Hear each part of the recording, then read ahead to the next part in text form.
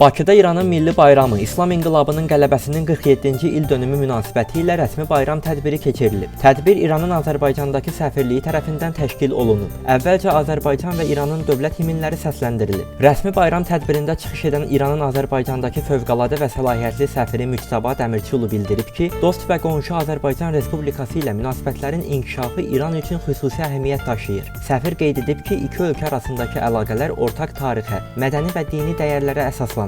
Müçtəba Dəmirçioğlu vurğulayıb ki, İran İslam Respublikası Azərbaycanın müstəqilliyini ilk tanıyan ölkələrdən biri olub və ötən illər ərzində Azərbaycanın suverenliyi və ərazi bütövlüyünü daim dəstəkləyib. Onun sözlərinə görə hazırda İran və Azərbaycan arasında siyasi dialoq, iqtisadi əməkdaşlıq, nəqliyyat və enerji sahələrində münasibətlər uğura inkişaf edir. Daha sonra bayram tədbirində çıxış edən Azərbaycanın baş nazirinin müavini Şahin Mustafayev çıxış edərək İran İslam Respublikasının milli bayramı münasibəti ilə İran dövlətini və tədbirdə iştirak edənləri təbrik edərək Azərbaycan və İran xalqlarını bundan sonra da dostluq və qardaşlıq münasibətlərində yaşamasını arzulayıb. Rəsmi hissənin sonunda səfir xalqlara sülh, sabitlik və firavanlıq arzulayıb.